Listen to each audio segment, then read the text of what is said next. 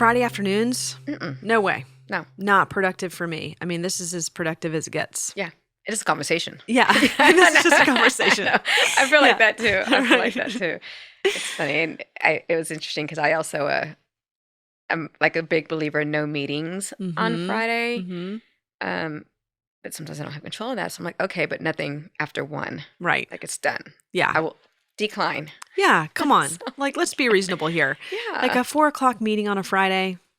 Yeah. Everybody's complaining about that. Nobody's head's in the game at that moment. No, Like, I don't even know what you're saying. right. Yeah. Can we redo this meeting, or as a fact, can we just move it? Right. to I mean, if Monday? you're thinking strategically, a 4:00 meeting on Friday or anything afternoon, Yeah. Yeah. you're not going to get anything done. It's No. not going to be a productive meeting. Everybody's thinking about the weekend. Yeah. Yeah. It's funny. I started with no meetings from 2 on, and then I was like noon on, and then I'm like, really like 11, and then I thought, just there's no meetings on You know what? Friday. None. Yeah. Let's just Let's stop be it real. at none. Yeah. Yeah. I love that. That's good. So, doesn't always happen that way, but yeah. So that was my day. I love it. Well, good. I'm glad you knocked out some stuff last night. Yeah. And got it past you. So do you work out in the mornings when you don't have a Pilates class? I try to, and in fact, I did today. So I try to get my own workout type in, and so, but it becomes harder without a commitment. Right. So today specifically, a couple of girlfriends and I met at my house, and we ran. We did sprints. We did flat sprints and hill sprints. Wow. In my neighborhood, and it was awesome. Good for you. So in your friend group, are you still the coach? Yes and no. I'm the coach in the sense of I have the plan because it just comes naturally for me to Right. have that plan. But not in the sense of I'm not really, we're doing it together. Right. So no, not in that sense. Not in the same. I think we live really close, Lourdes. Yeah, I'm on Edgefield. I'm on Winnetka. Ah, yeah. Yeah. You need to come on over. We'll do some sprints. I don't know. Apparently we need to do sprints together. Yeah. Let's just keep this going. Yeah. But it's good. I think we had like 30 minutes of running and doing sprints, and it's just watching the sun come up. Yeah. And that first the alarm goes off and you're like, what was I thinking? Right. But then, you're with community and you start to move, and you wouldn't have it any other way. I mean, we all left, and it was only 3 of us, but we all ended up texting each other, and we're just like feeling so grateful to have each other and Yes. to have had that moment and to get to exercise and work out together. I mean, it was kind of interesting because it wasn't really that big. We were just running. Right. But we all just felt so heart full Yes. for having that moment. So it was So really nice. worth it. How long have you been active and exercising? Did you grow up playing sports? I did. I grew up playing soccer. I knew you were going to say that. Yeah. So very, very traditional Hispanic family. And soccer was our activity. All of us. My parents played soccer. I clearly remember my parents probably in their early 40s still playing. That's awesome. And so we grew up, and that's what we did as a family. I mean, every weekend we did tournaments, we traveled with our teams. It was the thing that we all did. And I have 2 other siblings, so there's 3 of us. And so we all had games, but it was all soccer. I did outdoor, and then indoor started getting fairly popular in late 80s, early 90s.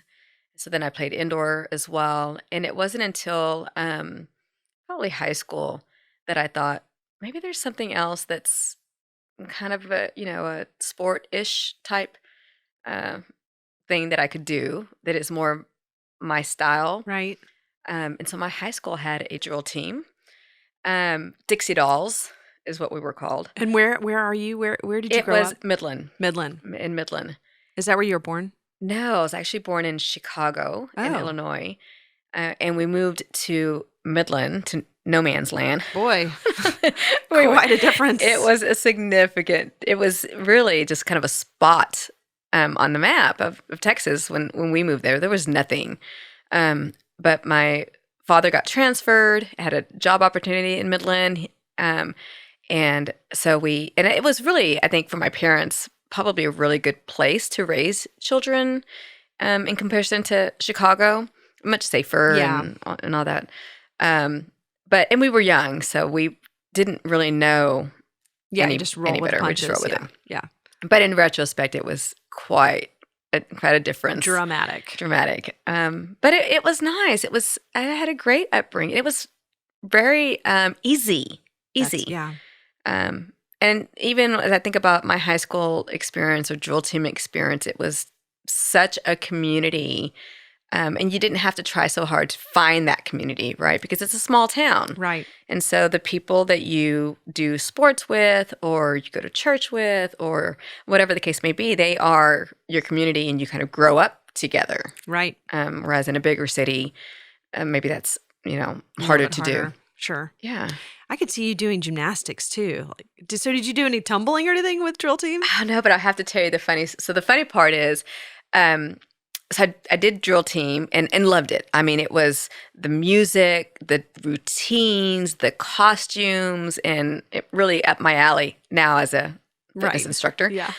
And then in college, I actually went to a junior college before I went off to a larger university, just by choice. Frankly, I just did.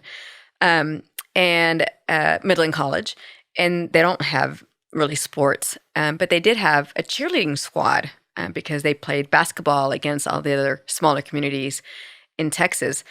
And so I thought, well, I need to join something. And so I cheered with them for 2 years. And of course, I was being petite. I was always the one that was on top of the pyramid or the one that's being thrown and potentially fall on my head. Oh my gosh. Yeah. And then my boyfriend at the time, Chris, who's now my husband, he went off to another university and then came back for a little bit. And so he joined the cheer squad, and he's very naturally muscular, strong. And so they'd pair us up as partners in cheerleading. Oh my and so gosh. that was just funny. I mean, even my parents would joke about, oh, Chris really wanted you as a partner because he would do a toss to hands and hold me over his head and, had cheerleading skirt on and, and so it's funny to think that we cheered together. Oh my gosh, that is so funny. I hope you have a picture of that framed prominently in We your do house. we do have pictures Amazing. of that. And okay, I'm coming over. yeah. I've got to see this. Every once in a while, Chris will get a crazy hair and we'll be swimming or something and he'll say, let's do a toss to hands. And I'm just like, listen, dude. There's a lot more on the line here. Yeah, I'm like, I don't know about that anymore. But yeah. Although if anybody can do it, you too can do it. I think we could figure it out for sure. I think you could do it. Yeah, I think we can. It would be a little modified version of some of those stunts. But it's fun. Even our kids, when they see those pictures and think about us in those situations or as cheerleaders, I think to some respect they can be like, yeah, I can see that. But at the same time, it's kind of nerdy for them to think my parents did that. So it's funny to watch the reactions because it's not that surprising, yet it's just, they're like, I don't want to talk about that. Right. It feels like 1950s almost. It does. I'm like, it's not that long ago. I know, it's so funny. Yeah. Oh, I love that though. I love that. Yeah. And y'all met in high school, is that right? Your high school sweethearts? We were high school friends. High school friends. Okay. We were high school friends. And so, interestingly enough, he was really we were good friends. I mean, we were the kind of friends that if we didn't have anything else to do, again, it was a small community, so it was easy. I just drive by your house, you drive by my house. And he always had this, he would spend his time fixing his truck, his old truck. And so he's always out on his truck doing something to the engine or whatever. And so if I didn't have any plans with my girlfriends, I'd come by his house and we would just chat, just shoot the shit of I don't even know what, really. Yeah. I would hook him up with my girlfriends. I'd be like, Chris, you have to go out with this girl. She's a great friend of mine, and she likes you, and you guys should go out. And funny enough, I guess he'd liked me from the first time we met. Oh, no way. And I only came to know that my senior year, which was his first year in college. He was a grade above me. And in fact, my high school boyfriend this is going to sound terrible, but it's really not, was his best friend. Oh, don't worry, I have that same story. So. Yeah. So he was my boyfriend throughout high school, and we had the typical high school relationship. We Sure. break up, get back together, break up, get back together. And I remember the boys had gone out camping, and they came back, and at that time, my boyfriend was really nice to me. Not that he was mean to me, but typical high school relationship. Right. And he said, Chris tells me he likes you. And I thought, well, that's great. I'm like, I'm glad that we're friends and Right. we can be friends with our friends. And he said, no, he really likes you. And I thought, oh, that's gross. Because that was you just had this rule that Right. Yeah. you didn't do that. Yeah, you don't cross that You don't line. cross that line with Yeah. your friends, much less your best friends. Right. And so I thought, oh, well, that's not right. And so it was interesting because even at that time, he and I were still friends. And I just never thought that would be possible. Right. Because he was never forward with me about it. Which you could see now, knowing him. Yeah, he's not. He's not Yeah. aggressive or just. He's just like, chill. Yeah, he chilled about it. And then finally, I had decided to end that up and down with my boyfriend and just be single. And then Chris finally swooped in, and I said, I think I do deserve a nice guy. I think I'll do this. Yeah, you do. Yeah. There you go. And so, yeah, And now the rest 22 is- year later, and Yeah, rest is history. rest is history. 2 kids. 2 kids and a cat, and There you yeah. go. But it's fun. I feel super grateful to have known him as a friend, Oh, yeah. and grateful that we've grown together because as decades pass, we evolve. Right. I think whenever you're friends first, you have a stronger foundation. Yeah, That's how Josh and I are too. yeah. We were friends first. And I feel like there's more sustainability with that. Completely. And you just know each other at so many levels because you know where you've come from. You know how your beliefs and your values, even when you were just trying to figure that out, right? In your early 20s.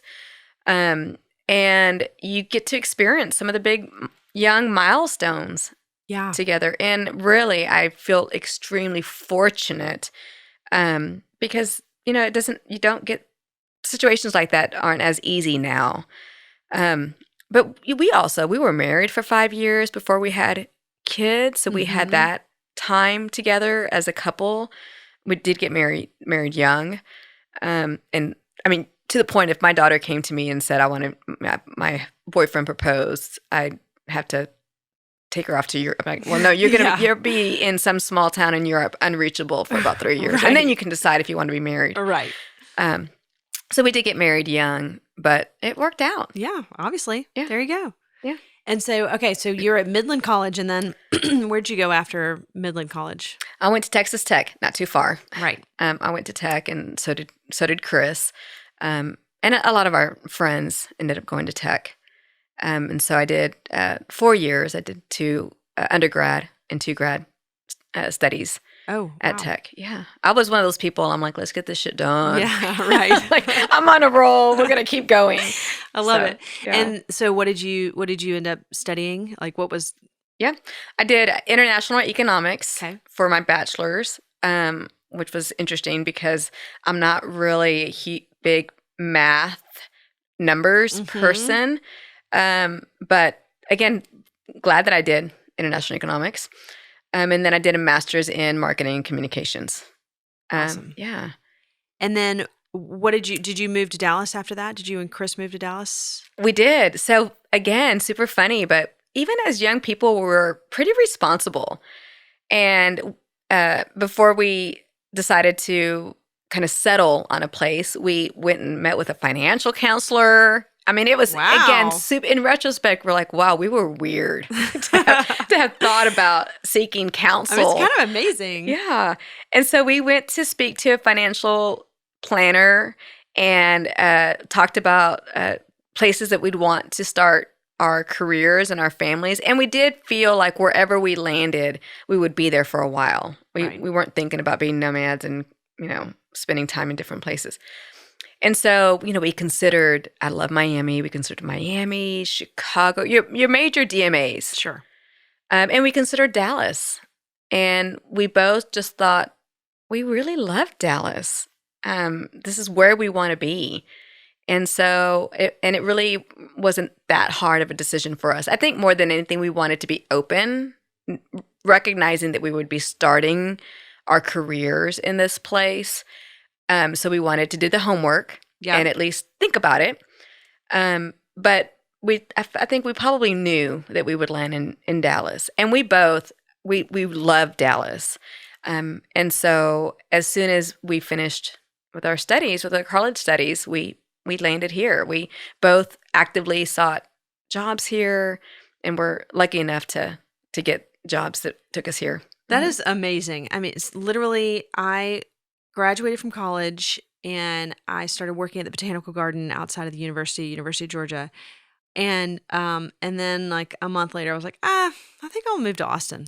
I mean, hilarious, like the exact opposite of, yeah, just like, I'm going to go. I mean, granted, I was dating Josh at the time, so I knew I wanted to move to Texas, but I didn't necessarily want to move to Dallas because that's where he was. Yeah. So I had to, play my cards. I had to play it cool. Yeah. Whereas, just close enough. Yeah. Close enough. Where you and Chris were like mature on the same page, like moving forward to the same city. Yeah. Josh and I we took baby steps. Yeah. Baby steps. That's cool.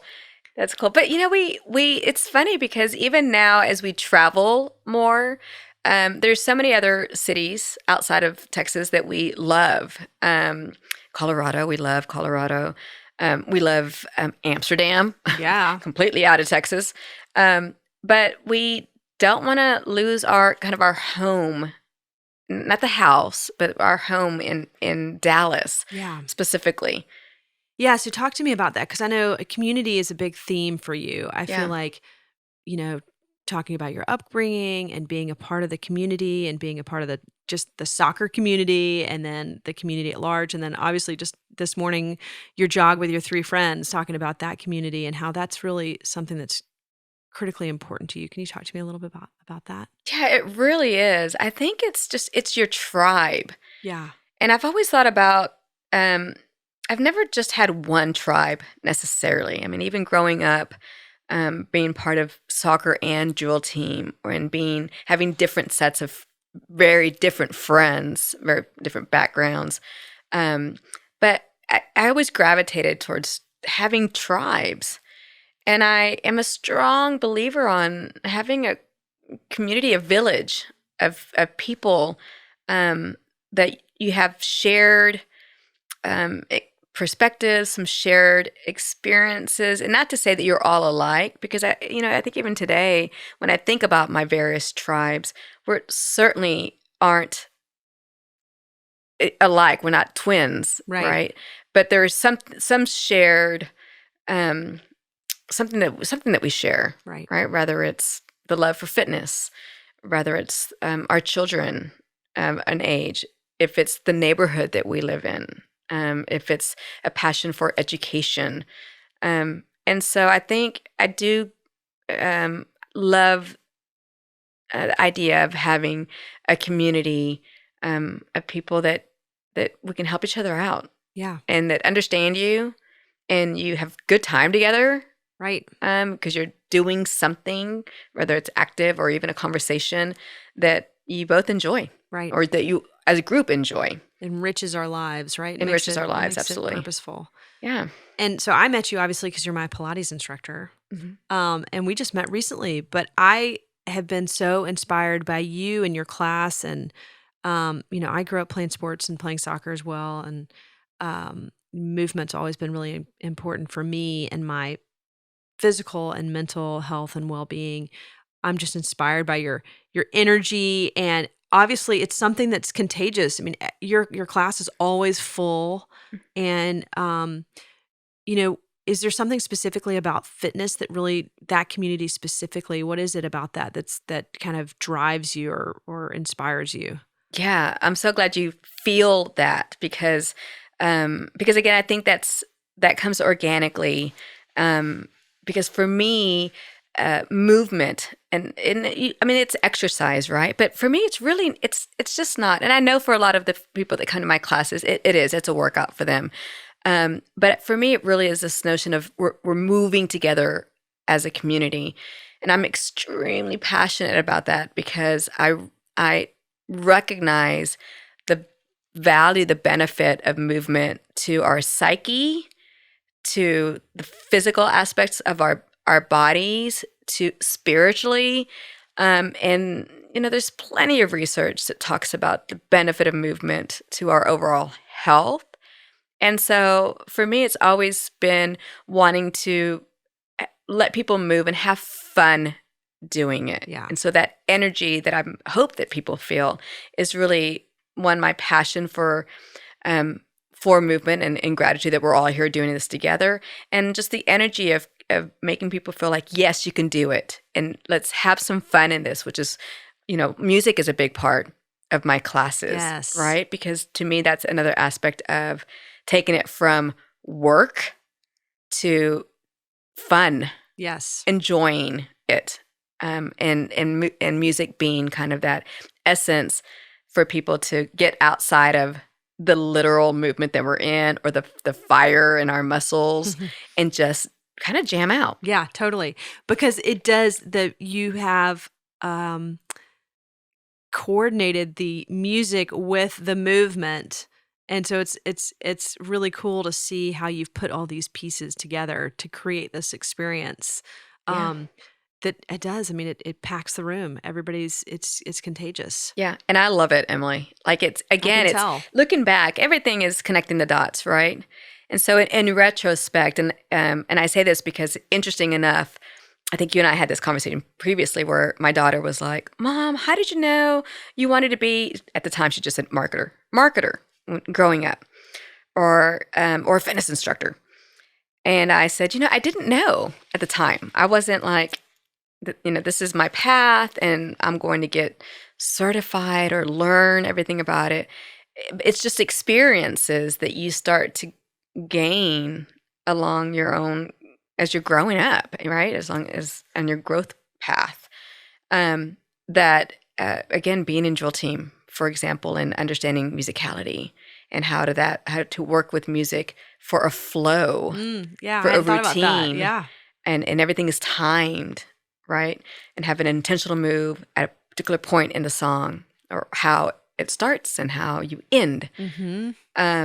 And so even in my classes, it's frankly a little bit, it's easy for me to do that because the element of music, the intention of the moves that we're working on, the moves that we're doing for those particular muscles, and that combination, that routine, those three elements are something that I almost have to bring together, but it's not hard for me to do. Yeah. And the fun aspect of it is so important too, because we talked about this in our earlier conversation as well. Just play is so critically important to our health and well-being, and it's one that is often dismissed, Yeah. I mean, I think most people look to a Pilates class or any sort of fitness. They're like, well, I'm doing this to lose weight or, be healthy, which is, all those things are great. But the fun and the play aspect of it, I think, is so important. And that's one piece that I know is really important to you that also comes through and encourages people to experience that. Absolutely. I had somebody in my class the other day tell me that they felt anxiety, and they are a regular in my class. And I thought, well, thank you for sharing that because you look great. Yeah. I mean, and not physically, but how they looked in the movements and working through the motions looked really strong. And so I would have never known that they felt anxious about class. And it wasn't anxious about my class specifically, just anxious about working out, even though, again, they were regulars. And I thought, okay. And so I had suggested, listen, you've made it, you showed up. And that is the hardest part, Right. is just showing up. And whatever happens in this next 45 minutes to an hour, just have fun. Yeah. We're just playing. Right. We are just playing. Yeah. Change your perspective. Yeah. And so I thought, again, we all have certain goals that maybe we're aiming for, and a goal could be losing weight or toning up, whatever that may be. But at the end of the day, you're just moving your body, And that movement plus the kind of collective experience of we're moving together, we're moving to the sound, we're moving to this rhythm, this flow. It's just plain. Yeah. Yeah. I think that's so important. And it's so important to remind people of that. Yeah. Um, because it does change your perspective on the whole class. It can take that anxiety away and be like, you're right. This is just fun. Yeah. It takes it from work. Yeah. Which is, it's interesting because I've been teaching fitness classes for over 2 decades. And I always pause when people ask me about the class or the workout. And the word workout for me is one that I just really don't gravitate towards because it feels like work. Right. And for a lot of people, and even myself, sometimes I think, oh, I have to go work out. There's kind of a negative spin to that, like almost like a commitment that you have to do, like brushing your teeth, Right. or I have to wash my face before I go to bed. Right. Like, ugh, que hueva. And so I don't want people to feel that way when they're moving their bodies, Yeah. to feel like a work out. Right. Right. We're just here moving. Yeah. And I love that. I think sharing that perspective with people, I think is something that people want to hear and need to hear. Yeah. And I talk about we got to listen to our bodies. And again, just showing up is the most important thing. You've already won. Right. Right. And then from here on out, it's like listen to your body. Yeah. Some days you may not feel pushed like want to push too hard. And that's okay. And that's okay. Yeah. And some days you're off balance. You got a lot going on, and that's okay. Right. And then some days you're going to go strong. I Right. mean, you're like, give me more. Let's go. Let's keep going. And that's fine. Yeah. I got you. We Right. can level up. And you obviously have a lot of drive. I feel like learning a little bit about your story and just feel like you have this underlying kind of drive and motivation, and you're a natural leader. Do you know where that came from, or how you've manifested that? Yeah, that's interesting because a lot of times when we think about leaders or driven people, they might assume that they're extroverts, for example, right? I'll take the mic, or I'll be first in line. And I think it's just interesting enough. I'm not an extrovert. I'm actually an introvert, but I'm decisive, and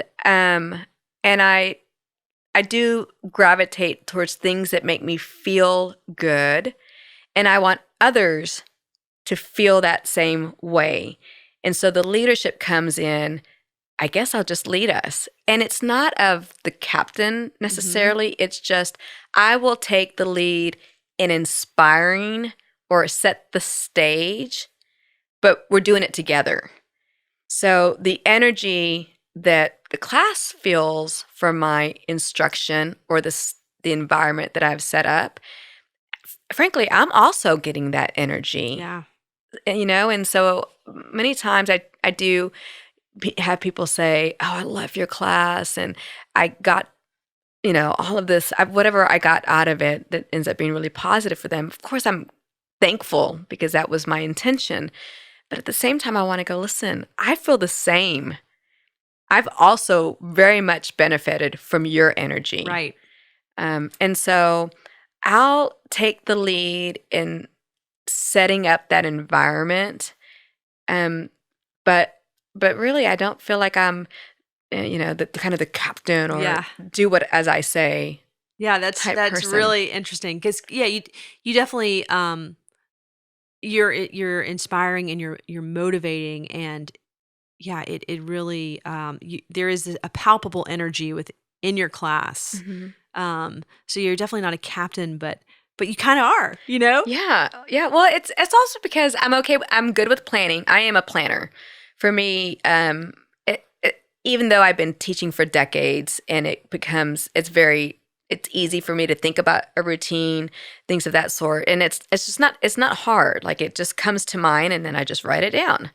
I don't struggle with thinking with what we're going to be doing, but I still do plan for it. I write down the routines. I put together a music playlist and spend days putting together a playlist and think about what song comes after what song. Wow. What song do I start with?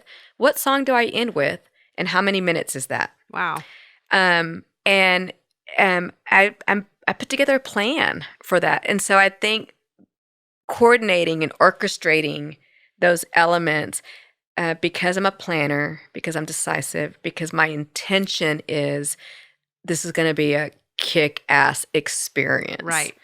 I'll take the lead in putting all that together. And so really when people walk through the door, they just got to pick the carriage, pick the reformer. Right. I've got you, you know? So how do you balance all this? Because you also have a day job. I do. And you also have children and you serve, in the community in different ways. So talk to me a little bit about that. Yeah. It's a rhythm. I think it's a rhythm. So I've always had another day job, and fitness has just been really my hobby, my love. But I've been career driven as well, and somewhat, climbed up to a leadership position in my career as an executive marketer, and it's the ebbs and flows, I think, of life. So Chris and I have always had pretty active lives. I don't want to say busy because we also make time for the things that are important to us. We will take a yoga class in the middle of the afternoon. We take our kids to school. We have coffee in the morning. So it's not busy, it's just active. Yeah. And we are thoughtful about where we're spending our energy in doing the things that are important to us. So if you were just looking at my schedule, it would almost seem like, wow, that's a lot. And it does keep us active. But there are things that are important to us. Working a full-time gig and having a career is important to me. Having kids and a family is important to me. And so it's never really been about giving things up. It really is an allocation of time. Mm. So, for example, in the fitness world, I had the luxury of practicing down that journey of being an instructor before I had kids. And so I got to get better at it and do it more often before I had kids. So when it was just Chris and I would teach every day in the morning and at an evening. And when we had our first child, I had to back off for a bit. And then my kids are 2.5 years apart. So when he got to a certain age where I wasn't nursing every 3 hours or 6 hours, I could pick up more classes. And when I had my second child, same thing, back off a bit, reallocate our time. And now that our kids are older, we have more time to do things that are important to us. How do you think you landed on that perspective? Because a lot of people don't have that. A lot of people have the perspective of, I'm so busy and then I'm overwhelmed. And then, it's similar to how you frame the mindset of the Pilates class. It seems like that's the same philosophy, that how you frame your life. Instead of saying you're busy, you say you're active. I think those those nuances can go a long way as far as changing your mindset. How do you feel like you landed on that? Is that something that you learned as a child, or is that something that you just kind of gained through experiences? Yeah, definitely not learned as a child. My parents, again, were very single focused. For my parents, it was always one family, the kind of the core of the family, and the extended family, which was community.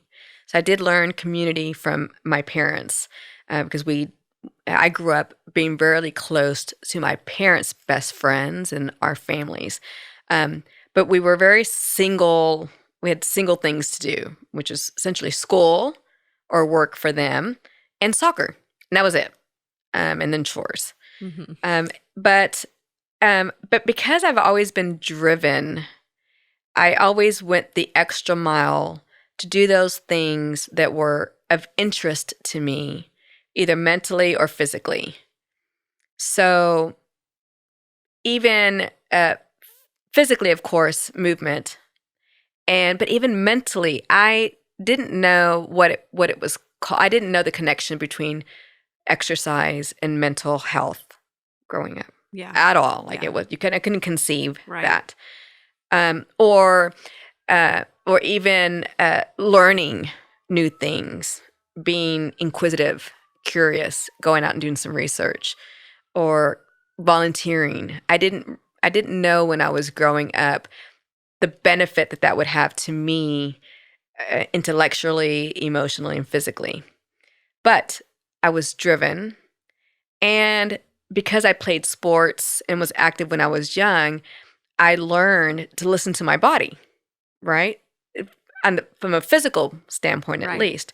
But then that translates also to, if you're paying attention, if you're aware how you feel physically, you might have a higher chance to also being in tune with how you feel mentally or spiritually, right? Right. Mentally exhausted. Right. That practice that came first physically when I was young, that just transferred into also mental awareness, how I feel even spiritually, emotionally. I'm very in tune with Yeah. that. Yeah. And so I believe that you have to listen to your body, your mind, your emotion, and give it what it needs. So for me, being active, and for my household being active, if I'm beat physically or mentally, you'll find me on the couch. I'll do Netflix for a couple hours. Yeah. Like I just listen to my body, That's great. and it's a practice, right? I mean, sometimes, like a lot of us, we just kind of keep going. Caffeinate up. Right. Right. I got you. Right. Right. Right. I'm on my third cup of Joe. Let's do this. Yeah. But for the most part, I balance it out by just listening to my body and how I feel, what I Yeah, I can mean take. that sounds like you're practicing mindfulness, I mean, Yeah. which is obviously something that's top of mind, no pun intended. Everybody's talking about that and how important that is, and especially in this world of constant distractions and social media, and how you can just go down rabbit holes where you're not living in reality. So that's do you do anything? Do you meditate or anything like that? Yeah, I'm not that great at it. Yeah. I'm of that camp of, I'm not good at it. Yeah, right. I need to keep doing it because I suck at it. When right, you're No, not no. bad at Right, meditation. Right. But again, it's interesting because growing up, I wasn't exposed to mindfulness at all, or even self-awareness. We didn't talk about self-awareness, right? When you told people, my mind is cluttered, I need to just sit and breathe. Like, that wasn't a thing Right. in the Like, in the what? 90s, at Come least on. not in my circles. Definitely not. And so, in order to not so much manage an active life, really, it was more of, I do want to practice stillness, be intentional about those moments of stillness, really more for clarity than it is about relaxing, or just I just need to catch my breath. Right. So I do try to meditate. I'm not hard on myself at all about how long. I'm really not even hard on myself on how I do it, which I think is really interesting, because as I listen to different people that I look up to, and they talk about their meditation experience, like Brene Brown, for example, I'm sure you've heard this. She meditates swimming. Mm-hmm. She had talked to one of her podcasts. She talked about she can't just sit still because her mind is racing, as it is for all of us. Right. But she finds meditation in swimming. And it felt almost like I had permission to also think about moments where I get to meditate that might not just be sitting. So, for example, I might be on my stationary bike jamming out to music, but that is a meditative state for me. Right. Where my brain isn't overthinking things. Yeah. I can just feel it. I can feel that movement, which is really what I think meditation is about, right? Just feeling that moment. Yeah. Feel the moment. Yeah, absolutely. I mean, I started when I went through a period, I guess, right after I had Isabel, our oldest, where I wasn't exercising and I was feeling very anxious, and it was just like snowballs. And I started just walking Yeah. around the block and for 15 minutes. I mean, it was like a 15-minute walk, but I wouldn't listen to music, and I'd actually just like listen to the trees and the birds, and that was like unbelievable how life-changing that was for me. Absolutely. I mean, the stress reduction, like anxiety went down tremendously. Yeah. And then that's ultimately how I'm exercising in the mornings at the level that I am now. It just started with a 15-minute walk. Yeah. Again, it's like it's interesting because depending on your background or how you come into movement, you know, it, you don't necessarily realize that, again, it's not always about the calories and the physique of it. It's so much of it is mental, hormonal, like what's happening inside your body, that in just a few minutes of movement can completely transform perspective and emotion. And I've experienced that throughout my life. And again, it wasn't until maybe 10 years ago where through research and conversation around mindfulness and activity, exercise, and that correlation that had really surfaced. But in retrospect, again, I'm a believer because it happens to me. And when I teach other people, when we have classes together, I know that they're also getting that benefit, though they may not have intentionally come to the studio for, mental or emotional release, Right. right? Right. But I know they're getting that. Yeah. And it's critical. Oh, yeah. It's critical. And it doesn't take much. No. It really doesn't take much. And again, when people talk about, I don't have time to exercise, I don't have time to work out. But you do have time for a walk. You do have time to, just move around. Yeah. Oh, yeah. My doctor for years, I would go to her and I'm just like, oh, I'm just, so stressed and anxious. She's like, are you exercising? I'm like, I don't have time. It was the whole thing. Yeah. And then it was like, just walk around the block just once. Yeah. And that's all I had to do to just feel those benefits. And it was like, I want more of that. Yeah. Yeah. Interesting enough, throughout my career, I had taken a sabbatical in 2014 from my job as, again, a marketing executive. I worked, before that, I had grown up working in ad agencies in the advertising world. And I say that because, one, it's interesting that when it comes to advertising, it's almost like it's brain surgery, the intensity that you feel for ensuring that commercial is made at that pivotal time, whether it's a Super Bowl or just any other network TV Right. watching time, or that that commercial reflects all of the conversations that are happening in the corporate world. Just really kind of the intensity of that industry was very much stressful. Yeah. Just stressful. And again, we're not brain surgeons, which I have a Right. complete respect for. Yeah. I was like, listen, I wish I went to medical school. I am not a brain surgeon, Right. but I understand this is important. But so in 2014, I had already been in my career for 14 years. And I had already worked my way up to a group director level. I had a team of 12 underneath me. And I had 2 children. And I was like, when did that happen? Because I worked on very intense accounts, telecommunications, healthcare, utility, very intense industries. And so I had decided, and it didn't come like, again, I'm a planner. So I didn't just wake up one day and have this crazy hair of like, I'm going to quit my job. Right. But I had been really thoughtful about, I was turning 40, and I thought, what happens from here? And I'm also very much like to be in control of my path. Well, not just by myself. I do believe in a higher being, Right. and the universe helping me as well. But from a physical person, a human being, Right. I do take responsibility for my journey. So I've taken a sabbatical, and Chris was like, listen, since you're taking a sabbatical, we need to get your hormones, your stress levels, we need to get all that checked out just to kind of get a sense of like where you're at, having come through 14 years of Right. intense work.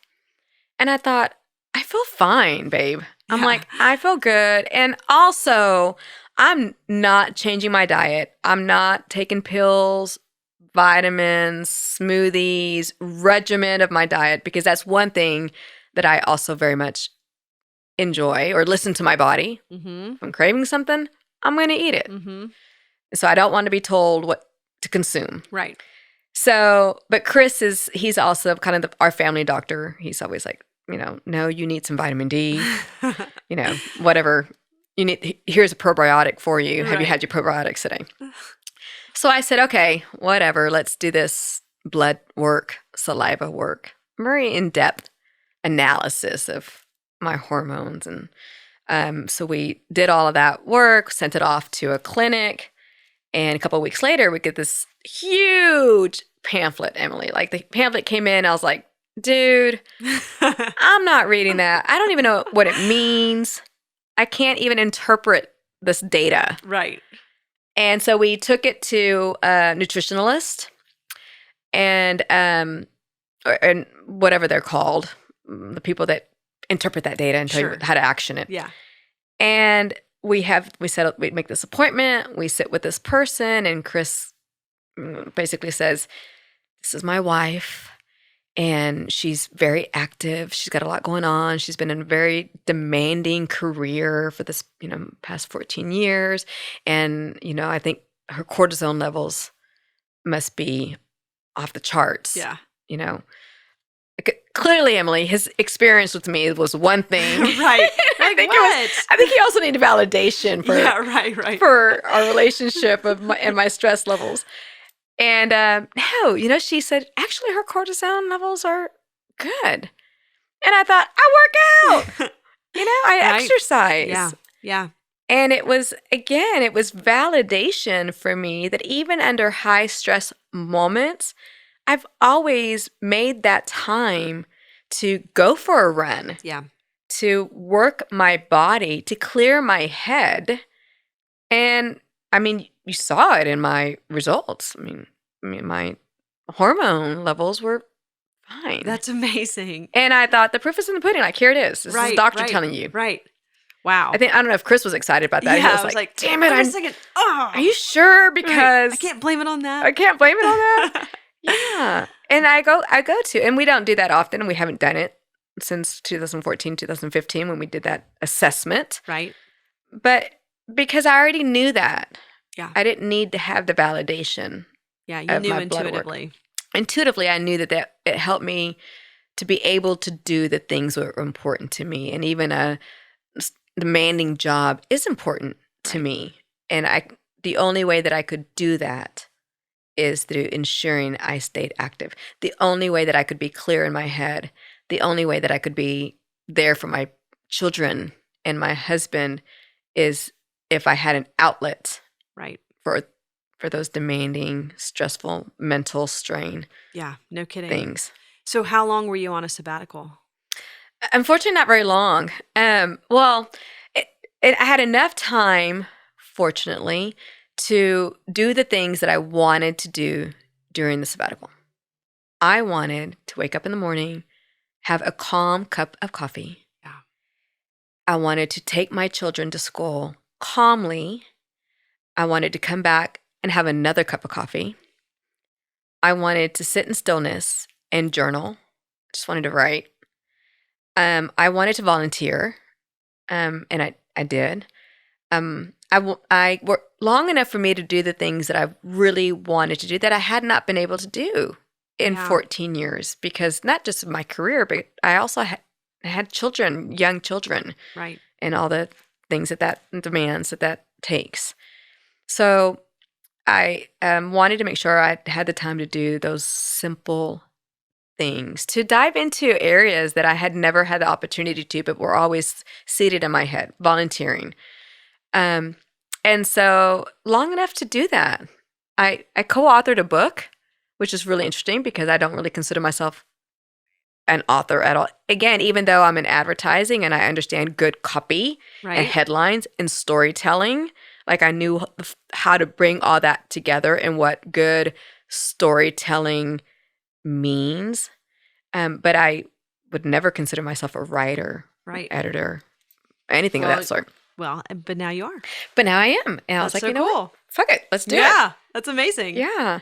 So, gosh, I wish everybody could take a sabbatical, quite honestly. Yeah. I mean, we were lucky. Again, it wasn't lucky in the sense of we knew that we were fortunate that I could do that Right. and still have, take care of my family, do my part to take care of the family. So what are some things that you learned during the sabbatical that you have carried with you? Is there anything? Yeah.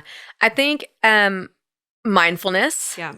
Again, that's when I really started practicing. Well, that's really when I learned about meditation, frankly, in retrospect. I didn't even know meditation existed until I took that sabbatical. And really, I know for a fact that sabbatical opened up space for other messages, Mm-hmm. for me to receive other messages, for them to come to me and for me to receive it. Yeah. And mindfulness was huge in that sabbatical for me. And so I've learned the importance of 5 minutes, 10 minutes, not specifically for just the importance of time Yeah. was a significant learning for me in that sabbatical. The importance of taking the time for yourself to think, to speak, to being aware of how you're spending your time. Because again, before that, trying to build a career, start a family, you don't really have so much control of your time, right? You're on that treadmill. Yeah. You're on that hamster wheel. Yeah. That you're on that train that's just fucking moving. Yeah. And I didn't know that was, I felt overwhelmed by it. I felt exhausted by it, but I didn't know that there was another way. I had no idea. Right. I had this alarming voice in my head that said, "You're turning 40. That's significant." It's significant for me. You know, Yeah. what are you going to do with the next 40 years? Yeah. And that was the pause. That was like, oh shit, you're right. I need to take some time to think about the next 40 years. So that's when this notion of time is a practice. And I say practice because I still have to practice management of my time. Right. Time to think before I act. Time to think before I speak. Time to think about my next move, where I spend my time. Time to think about the people and spaces and environments that I want to be in. Right. Time. Yeah. Time is a big And learning. that's really amazing. And to be able to have that realization and now be able to utilize that, for the rest of your life. Because a lot of people, just go through their lives, just kind of going through the motions and don't take the time to think and don't value that as important time spent. Absolutely. I mean, I talk a lot about that when I'm talking about business development coaching. When I'm coaching, Yeah. I'm like, you need to prioritize time to sit and think. Yeah. You know? Yeah. I had one of my friends that I was running with today, just this morning. We were talking about time. And I'm still in the corporate world. And so sometimes there's time that I can't control. Right. Right.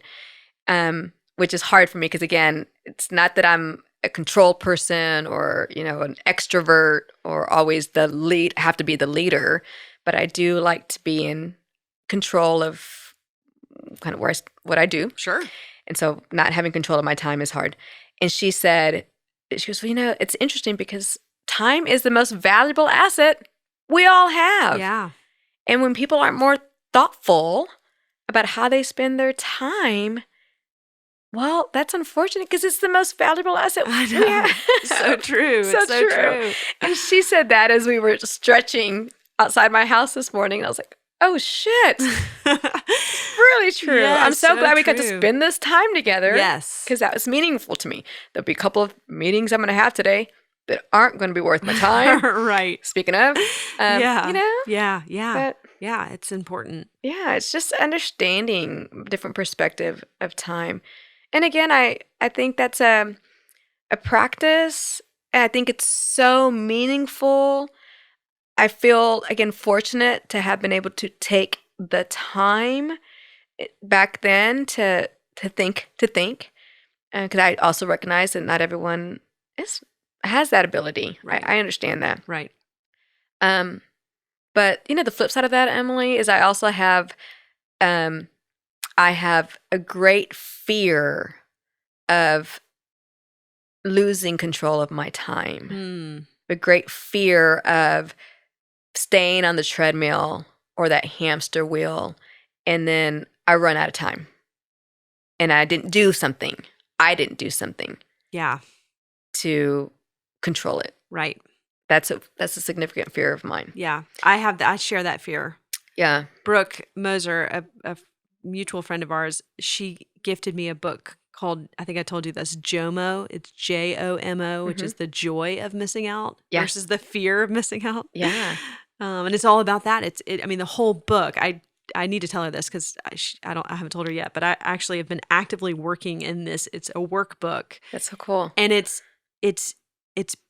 all the things that we've been talking about. It's jotting down your intentions, how are you going to use your time. It's being thoughtful about how you spend your time, and being smart about it, and being decisive, and Yeah. making choices that are going to benefit you. And Yeah. it's really helpful. Yeah. Do you have anything like that to help you stay on track?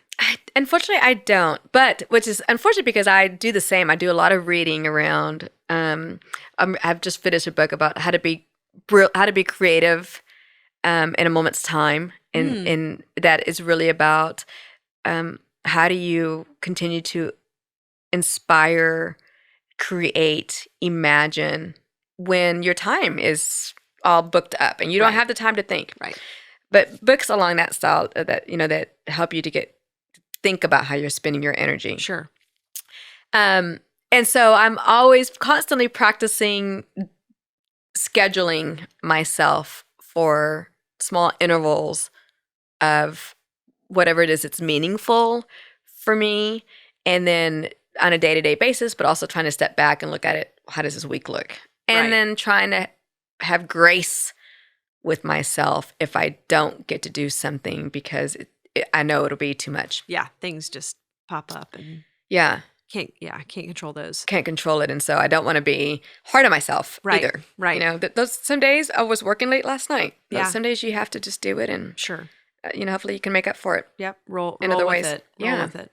Yeah. So when you kind of squint your eyes and think about the future and think about things that you haven't done yet, but you really want to do, what are those things for you? I want to take time to not even worry about time. Mhm. I want to be in a space where time is irrelevant. Right. I want to continue to grow this movement of movement.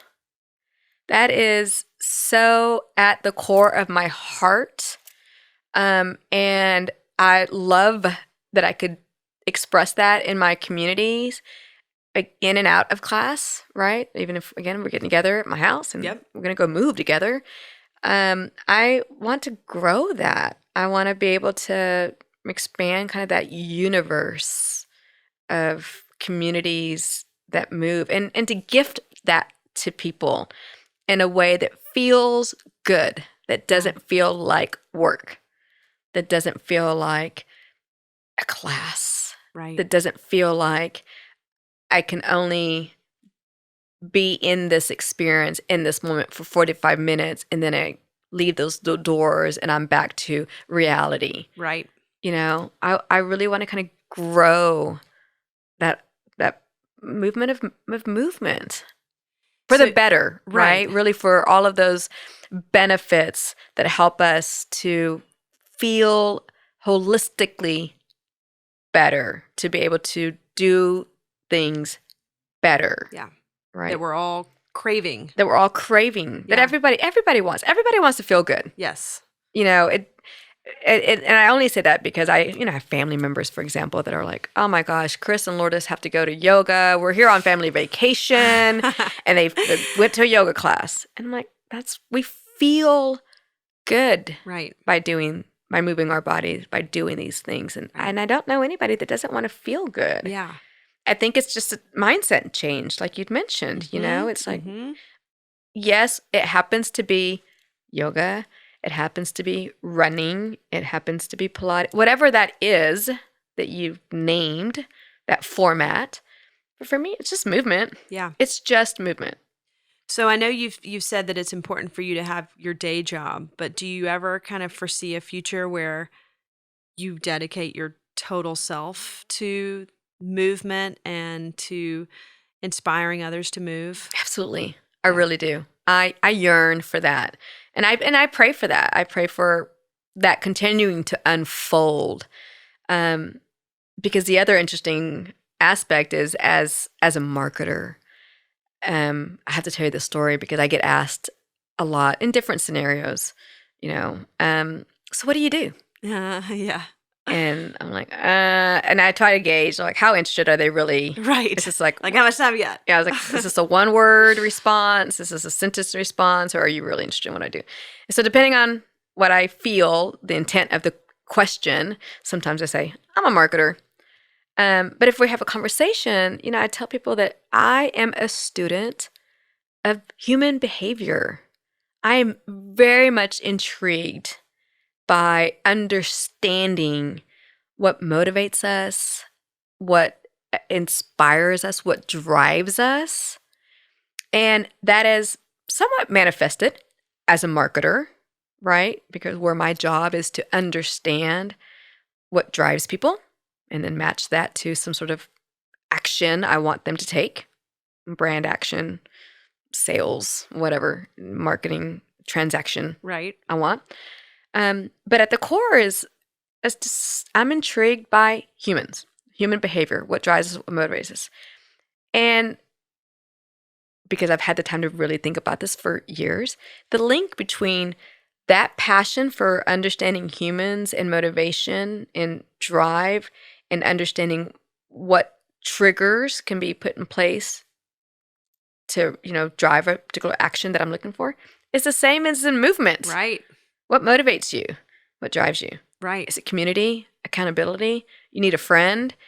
Cool. We've got lots of friends here in this community of class. Is it music? Cool. We're going to jam out. Love it. Is it the fact that you can come here and not have to think and I've got you, I've got the flow?